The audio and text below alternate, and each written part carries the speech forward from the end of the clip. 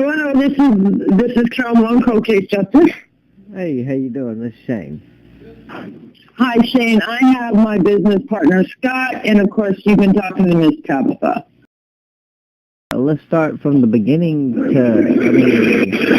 well, if you could start around when he actually, got subpoenaed over that and exactly what it was about and everything.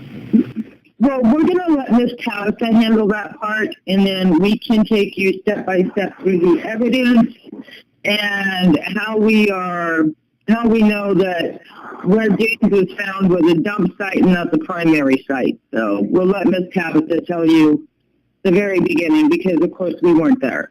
Okay. Okay, the very beginning, let's see, he was with a kid named Brandon. Well, I guess this kid decided he was going to buy a gun and then shoot in city limits. And so, of course, they were arrested because he just was arrested because he was with them. They were taken to the police department. And after that, Brandon was arrested, put in jail, and my son was let go. After that, Steve became a witness against Brandon. They made him become a witness. After that, then I guess Brandon Burtek told him who sold him the gun, which was a Thomas McGill. So they went to investigate him. So then they sent my son out another subpoena, made him the state witness on this Thomas McGill furnishing firearms to a minor. Right. And that's about how that starts. So they just kept him whatever on call with his cell phone, and it just kept getting continued. At any point, when they tried to, they didn't try to, when they made him a state witness, did anyone bring up, his medical conditions? I have here that, he had 3 listed medical conditions. They knew about him, yeah. Because I had to get in the police station, and I tried to stop the Brandon Burtek because he started threatening my son and telling him to beat him at the skate park. He's going to beat him up, blah, blah, blah. I went in, and they didn't do nothing. They didn't even fill out a police report. And then I said, well, what are you going to do if my son defends himself? We'll just arrest them both. So I got mad, my face turned blood red. Because if I went through everything that he said, it's just irritating. And then I just walked out and dated it. They didn't do nothing. Right. Because I have his threats, I printed them out. And then after that, let's see, he stopped my son in the car with his grandpa and tried to get my son out of the car to fight him. He hit him at the skate park, hit him in the face, and jumped up down on his bike and took off with his bike. And they still didn't do nothing. So I told my son, my son did not want to press charges or tell anybody. But I told my son if he didn't leave him alone, that he needed to press charges. Right. He didn't really understand or know how to read. I would have had to went in there with him, or they would have had to do something, but I never seen that report. Right. Neither. When it comes to the murder itself, do y'all feel that it was, pertaining to the case? Well, we know for the facts that we know upon the case right now, and these are facts, these are forensically tested, forensically proven facts, is where James's body was found was not the primary site, which means that's not where he was murdered. We classify it as a dump site, which means he was murdered somewhere else and moved to this particular spot.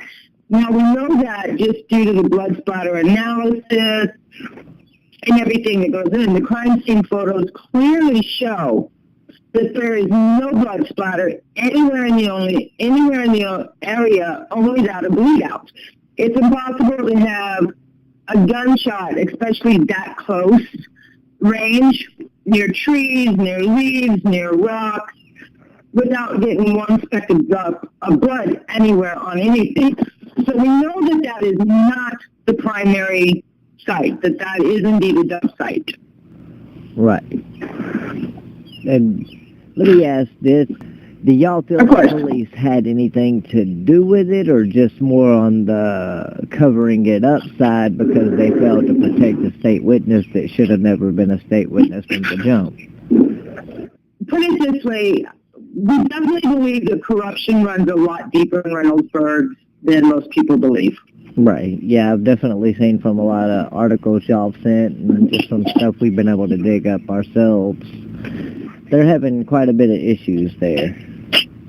Well, it's a proven fact that Reynoldsburg has been in trouble before even this last round for corruption. Right. I mean, you got everybody from the mayor down, and yet these citizens are the ones paying the price. I mean, when it comes to dealing with a law enforcement that doesn't uphold the law, then the only ones that pay the price are the citizens. Yeah. The cops that... I know you sent me some information on a couple cops that were involved in it, and then one on, I believe you said, administrative leave, one or two charged, one actually hung himself in his cell after his arrest. Yes, he did. And that case is actually reopened. And those charges were theft and a violation of civil rights at the same time, too, correct? Yeah, well, you're talking the guy that actually hung himself, or you're talking about the second cop that was indicted? The second cop was indicted on federal charges. And the first cop was charged with stealing evidence, forging reports, search warrants, stuff like that. I'll see if I can pull up the article so I can send it to you. So I got Lieutenant Shane McGuire. Yep. He was arrested and pled guilty to conspiracy to deprive persons of civil rights and federal program theft. Okay. And it's showing he's facing 20 years in jail.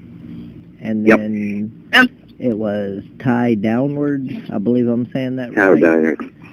Yep. Was his partner. It just says he hung himself in jail after drug charges.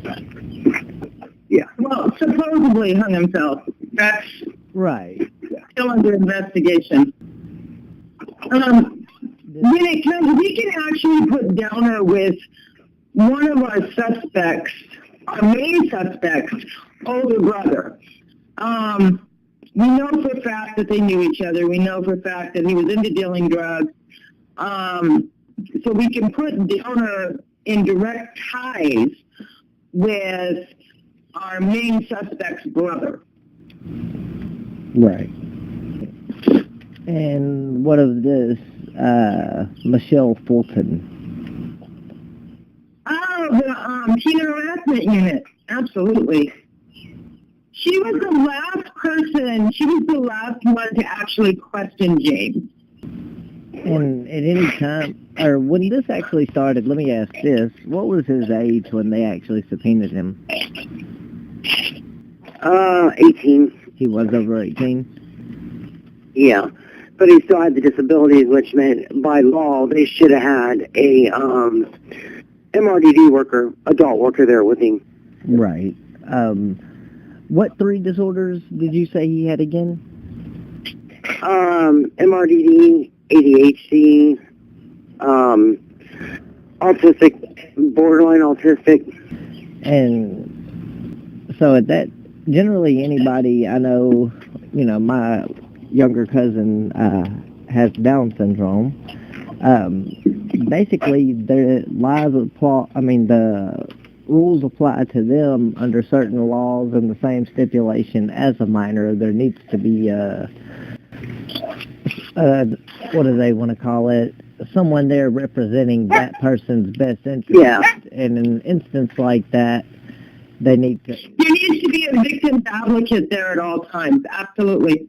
Right. And, another thing, like I said, we did, extensive research trying to find, anything we could about this through media, and I mean, not even necessarily, you know, on the corruption side, just to see what the media said about it, period. And it seems there's a complete media blackout over the whole situation.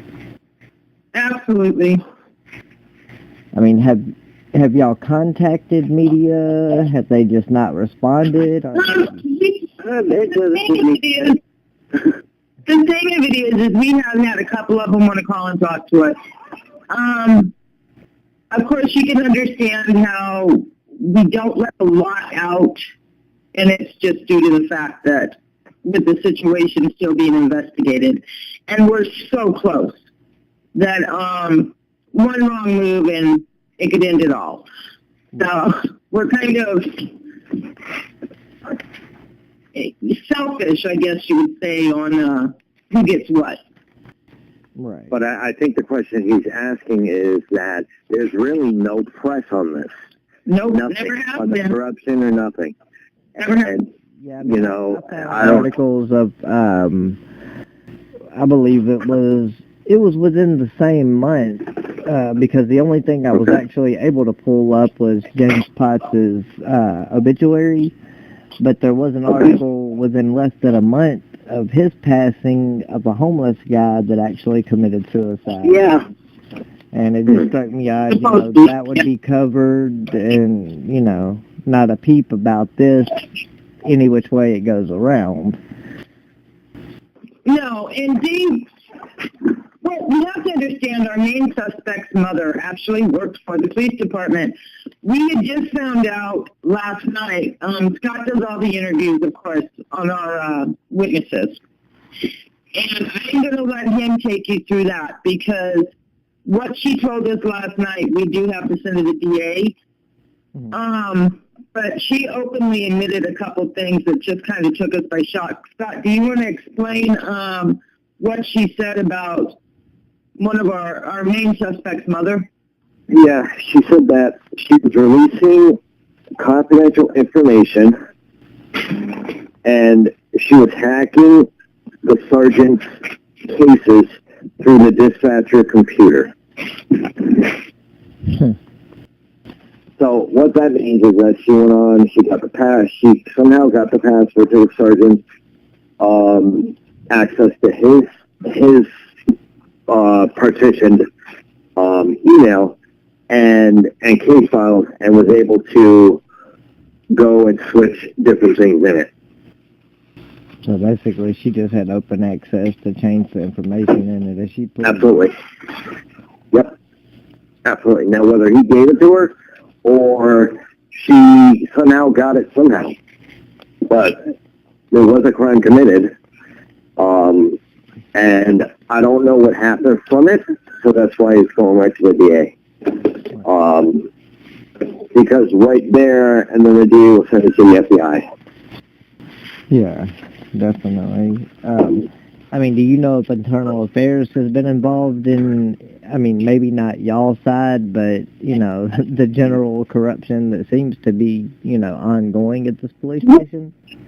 We do know that Internal Affairs was present over a year ago, and FBI is present now. FBI steps in when Internal Affairs cannot iron things out, so to speak. FBI will step in and take over. And that's where the Reynoldsburg corruption sits at this point in time. And it's not, like I said, it is not one officer or two officers. It's vast. It goes much deeper than anybody could possibly imagine. Yep. And just out of curiosity, how many police would you say, you know, are at that department? I mean, is it a large department? I'm not familiar with your location. Well, let me pull that up before I want to give them the right information. Yeah, Miss Tabitha, how many would you say that you've seen around your area with James? Kids or police? Officers. Crap. I want to say they got 10 to 20 officers, maybe. Maybe not even 12. I'm not really sure. I'll tell you in 1 second. It's not a massive department itself. No. Well, this is the thing. Downer wasn't even an officer. Downer he never went through training. He was not an officer. He was not a DEA agent. He was actually appointed by the police chief. He was a civilian acting as a DEA agent. He was not a DEA agent. He was a civilian that had been brought into the police force by the chief as a DEA agent. So in other words, he was. And that's on public record. Informant. Yeah, that's what it is. He was basically a glorified informant. Yeah. Exactly. That's exactly what it was. I noticed y'all mentioning I got the toxicology report here that there was claims of overdose. Yeah. Okay. Yeah. That was suspect. That kept saying that. I mean, obviously, from what I'm looking at right here in front of me, the findings don't appear to be an OD. There's no way, no. They implied that was any form of, like, motive for his death or alleged suicide? They tried it first. Well, I think when it first began, the police did, because when I went to my parents' house, they wanted to know if he was drinking first. And my mom smiled a mile away, and she's like, no. And my dad said, well, he's kind of stumbling, acting like a drunk, but he wasn't drunk. So he could have been having a seizure. Right. And you said for his medical condition, he was on the alprazolam, correct? Which is the Xanax. Yeah. Yeah. And, I mean, it's only showing 63 nanograms per milliliter in his system, which is nowhere near enough to overdose. Oh, no, it's not even close. Oh, no. That's what the one suspect said, but she also dates the Main suspect. other suspect, the mom that works in the Woodford Police Department. Yeah. Because she went out of her way to call my parents and say, he took 22 Xanaxes. And then she went on Justice for Cephas and argued with me, saying, it's a fact, he killed himself, get over it. He OD'd, da-da-da-da-da-da, and I'm thinking, I've got his talk screen, idiot. No, Well, not just that, but the point being here with James is, I don't know if you've ever been around anybody with seizures. A lot of times people that are having seizures will actually appear, if they're a mild seizure, they will actually appear to be either high or drunk just because of the way the brain is rapidly firing. Their eyes twitch, but when you look at his tox report, there is nothing. It is clean. yeah, I mean, I see that, and it's showing negative on 2 of the 3 delta forms of THC, but the only one it's showing is the 9-carboxy, which is showing 6.8 nanograms, and from blood, 6.8 nanograms. That would have had to have been there for a long time. That would be The amount of officers they had there is 54 full-time officers and 18 reserve officers. Now, you have to remember, too, when they asked her if he had been drinking, there are some crime scene photos missing. When they first found Cephas, though, it's in the reports, they contradict themselves. There was beer bottles everywhere, but yet not one of the crime scene photos show one beer bottle. Nowhere in the crime scene photo whatsoever. Yeah, that was actually going to be my next question. Looking at this one little piece of paper, I was going to ask you what kind of bottle was found in the car, but... That was vitamin. That was a vitamin bottle, and they told me it was niacin, but they never tested it. Mm-hmm. Which my son usually don't carry around. Okay, and the pill bottle they found, vitamin bottle. It says that there was a pill bottle with loose pills laying around. Was that what you're saying? That's what they were talking about. Yeah. Because I can see it in the crime scene photos. It's in the floorboard where they move stuff around. It's like, what a vitamin, that dark orange color. Right. And I even seen them when I got his car. They were like scattered throughout his car. I don't know what somebody was doing in his car, but my son did not carry vitamin bottles of niacin and throw them around in his car.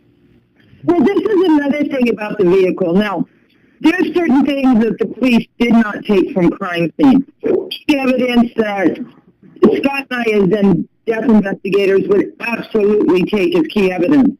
There was a towel, a blood-soaked, and I mean blood-soaked towel in the car they didn't take. There was 9mm bullets mixed in with 38. Scott, you're better on bullets than I am, brother. I don't know nothing about. 38. Okay. And 9mm.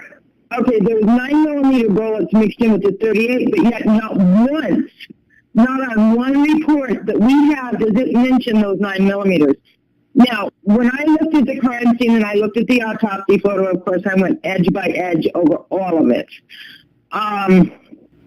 Now, the kill shot, what we call the kill shot, is actually an execution-style wound to the back of the head. It is not the same caliber as the 38 that was to the temple. Well, I have an obvious, I guess you would say, rhetorical question for that, though, is, you know, the main thing that caught my attention with this is, you know, I'm not sure who immediately started contacting me, but as they were telling the story, you know, to find out that someone was alleged to have committed suicide, yet not only shot themselves multiple times in the head, which is an impossibility, also managed to shoot himself in the back of the head. Well, and see, with the angle of any gun, what we classify as an execution-style bullet hole is actually at an angle that a person cannot do that to themselves. It's physically impossible. Right, it would be from above at with a downward tilt. Exactly. I'm very exactly. familiar with guns. Okay, see, I'm not familiar with guns at all. That's what Scott does. The person would have to be up on the second or third stair, if it was at the bottom, and the person was approximately 5'9", 5'8" in height.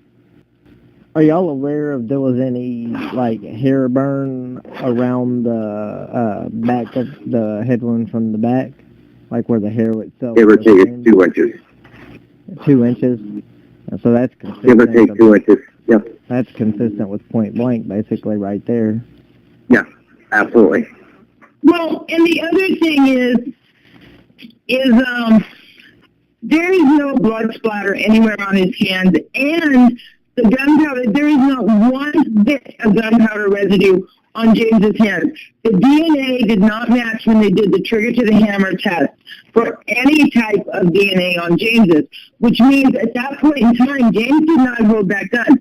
It's forensically impossible for James to have pulled that trigger and A, gotten no blood splatter on him, B, not have his fingerprints on the gun, and C, have no residue on his hands from firing the weapon. Yeah, you can it's impossible. A couple seconds after someone else shoots it, and you're still going to get the gunshot residue on your hands.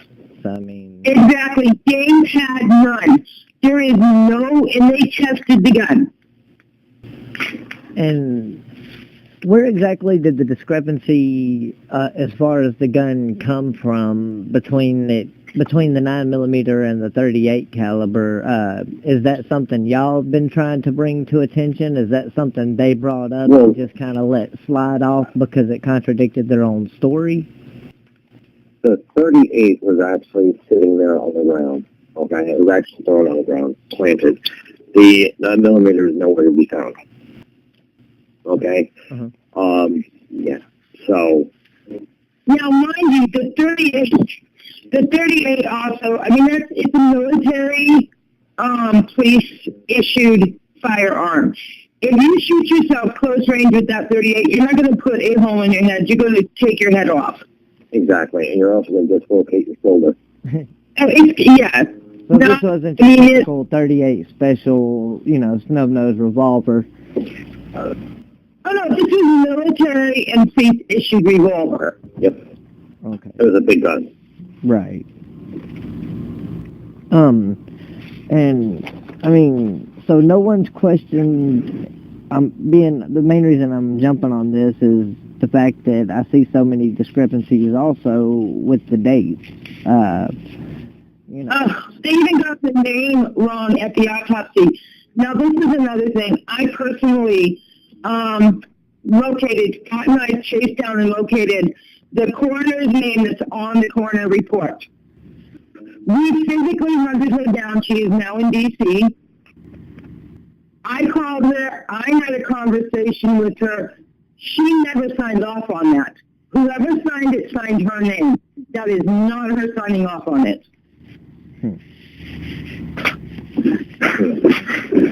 Well, that definitely, oddly, wasn't the only thing the date was wrong on. I'm looking at right here where you sent the records on the gun. You have the numbers circled right here. It says, let's see, what's it say? Numbers doesn't match. Is that the serial numbers from the gun? No, that's the date. They're trying to say they collected stuff on July 12th, and he wasn't found deceased until July 13th. Right. Yeah, I know that it was the 13th. Okay, so that is the date. Now they also have him. They also have him in the morgue on the 12th. Yeah. I don't know how that one took place, but okay. I mean, I understand that there's clerical errors once in a while. I get it. But this is too many at one time. They even had his name wrong. They had his name wrong. Okay, yeah, I think I sent you a screenshot of the ruler. I'm sorry, what was that? I think I sent you a screenshot of the ruler. It says John something Potts Jr. That's where the name's wrong. That's the coroner's ruler. Right.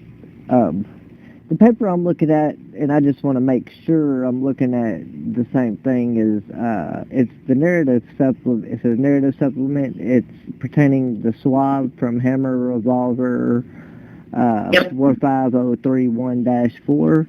Y'all have that circled, and it says don't match. So the don't match is actually referring to the date, which I do see as 7/12/12, and it's kind of odd that they knew. I guess they just knew, it was going to happen, so they went ahead and had everything ready, save the workload.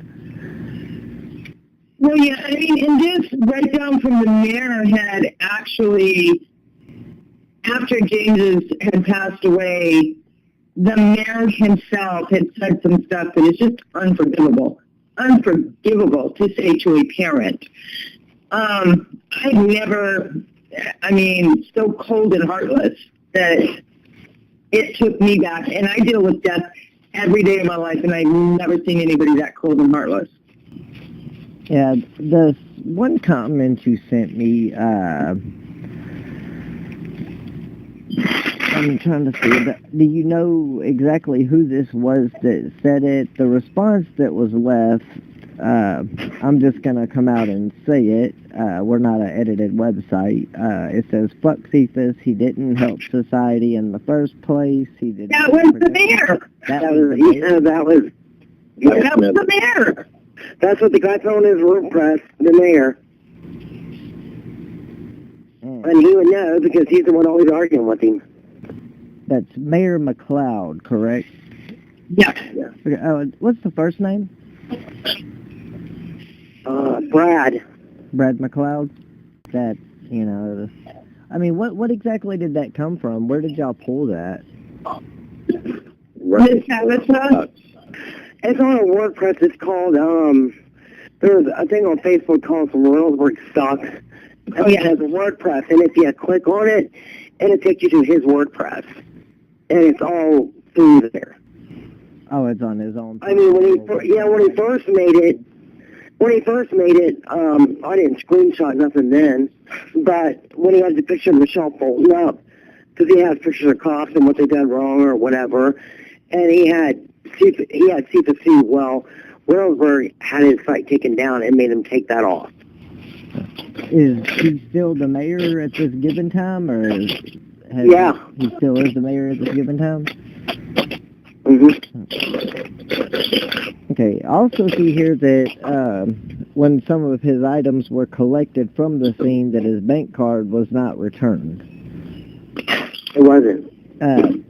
Have y'all ever tried to see if there was any transactions made past the date of the 13th? I haven't been able to because my dad closed it, I believe, the very next day.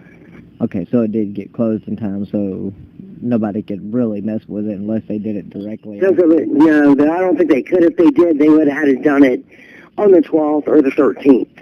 But he got to in his wallet, and I checked his wallet. Everything was in it but the bank card. And all right, if I called for it, they weren't going to give it to me anyhow. I was going to say what bank card. Just like when I called and said I wanted his rest of his belongings, they were like, what belongings? Well, and this is another thing. We just had an incident with, when Reynoldsburg knew for a fact that this woman was not a legal PI. So I do not know why she thought she could step in on a possible homicide case. But Miss Tabitha, being a grieving mother, wanting justice for her son, hires a PI. Now, mind you, the PI charges are $5,000. Now, that $5,000 was meant to go to James's funeral, James's headstone. So this lady took advantage of Mrs. Potts during a time of suffering, and she had collected evidence that we should have been able to have sent off to the laboratory. Now, not only did she hold that stuff for over a year, she refused to give it back, but then she tainted the evidence, and then she went after Mrs. Potts because Mrs. Potts had called her out on it. We found out that she wasn't a real PI by investigating, and I mean, Reynoldsburg knew she wasn't a real PI. Why did they let her step on a possible homicide case without any credentials? I said it kind of sounds like they just let anybody do anything there. You got other people that aren't, of position that are in positions that they shouldn't be in. Well, and see, this is the thing. I mean, cold case justice, and you can, Ms. Potts can verify this, we don't charge anybody anything, ever. We're out for one thing and we're out for justice. That's the end of it. And for somebody to take this type of a situation and take it to this amount of corruption, Scott and I have been doing cold cases unsolved for a long time. We have never, in all our time of doing this, ever seen a city this corrupt. And I will straight out say corrupt. Right. Yeah, I mean, the whole thing needs to be shut down, and then you bring in one of them. Let's see, on one of these supplement reports, and obviously they knew all this information ahead of time too, because it's dated for 7/12/2012 as well. It's saying that the pill bottle with multiple white capsules were found on the floor. But you're saying that they were actually pink capsules, more like what you described as niacin, correct? Well, that's because that's what they told me they were. I mean, I didn't see what was in them because Detective Gang told me they were going to send it off to lab, but he was pretty sure it was niacin when I picked up my son's car. But the end result showed that they didn't test anything. Right. Ms. Tabitha had to fight and petition to get the gun tested. Like the swabs and everything? Yeah. I don't understand why you'd have to fight and petition that. That should be... Because they walked on the scene, 5 minutes into the scene, they classified it as a suicide. Okay, but this is the funny thing. A beat officer classified it as suicide. He can't, it has to be a death investigator or a medical examiner. Just a beat cop cannot classify anything. No, and any gunshot death is supposed to be treated as a homicide until ruled otherwise. Exactly. They had 5 minutes. 5 minutes. And then they said they didn't move the body, but we have concrete evidence they did indeed move the body.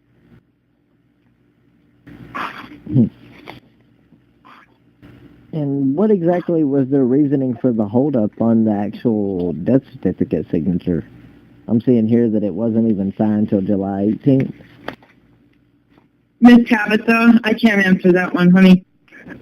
The holdup on it. I think because they were supposed to be sending me a pending one, and they didn't send a pending one. They never sent you a temporary? No.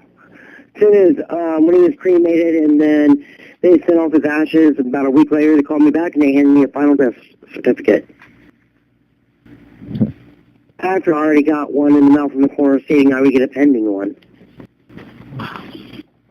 So did you actually have and to they weren't contact him to get it, or did they finally just eventually send it? They just rolled it as suicide. They gave me the final death cert at the funeral home. But the only thing was, it wasn't done with their investigation. It wasn't done with whatever they're doing, like the blood, the this, that, the other, before I got a final death cert. Yeah, they didn't even finish all the toxicology reports or any of the typical reports that you would do on an autopsy. They overskipped like half of them. They did not do a body chart at all. Nothing, no body chart. They didn't record it. They barely logged it in. I mean, he was there one day when they ruled it a suicide. One day. Have y'all had anyone from the public service side try to help at all? Have y'all, contacted any congressmen, senators, anything like that? Cold Case Justice works like this. We do a full-on investigation. After we have things tested for the DNA, blood splatter analysis, whatever forensic testing needs to be done, and we have all the solid, concrete evidence, then we get in touch with them. Because at that point in time, especially when you think somebody is as corrupt as we believe Reynoldsburg to be, they can't throw it back on you. So forensics is strong, and you have to turn around and rely on the evidence. Once they're presented with the evidence, there's no way they can throw it back on you. Right. So that's kind of how we work. I mean, I tried contacting them before I met Carol and Scott or Cold Case Justice, but they wouldn't do anything. I mean, because I think the petition, if you look at the names that are in it, those are all the ones that were contacted. And I also have here a piece y'all sent me. It's a criminal trespass warning. Let's see, it says, at the very bottom it says, Mom's skin. Yeah, it was. Can you elaborate? It was, I believe, on the 11th. We never found out. My dad gave it to me when I went to the house after I found out my son was dead. He didn't know what address it was, and me and my fiance got in the car and started driving and looking for it. We found out and then when the police came to talk to my dad, which was Buckmeyer and McGregor, they were recording the conversation, my dad asked him why it wasn't delivered to the door, and I looked at him and I said, well, don't my son have to trespass before you file trespassing orders? I said, he didn't trespass. Well, she was having issues with a tenant and her son, so she just kind of went down the list and got friends and sent out trespass orders. And I said, well, that's illegal. Yeah, say.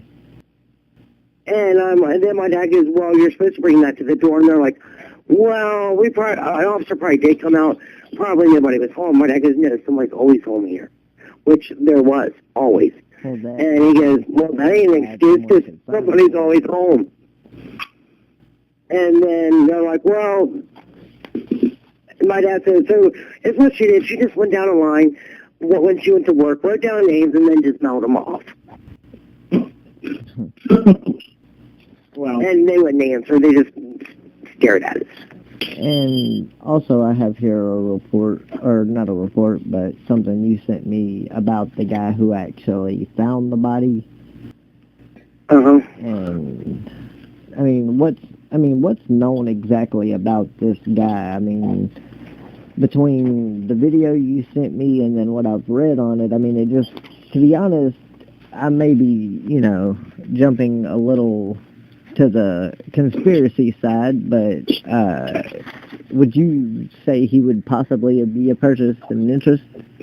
Yes. He lied and said he didn't know my son when he does know him. So he actually did know your son?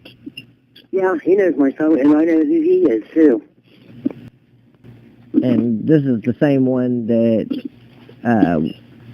was, let's see, on the video, I believe it was an investigator y'all had talked to the neighbor, the one she said that the guy claimed he was out digging for worms.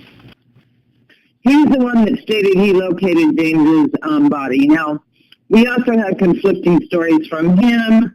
He said he did not touch the body, but then in an interview he said he did.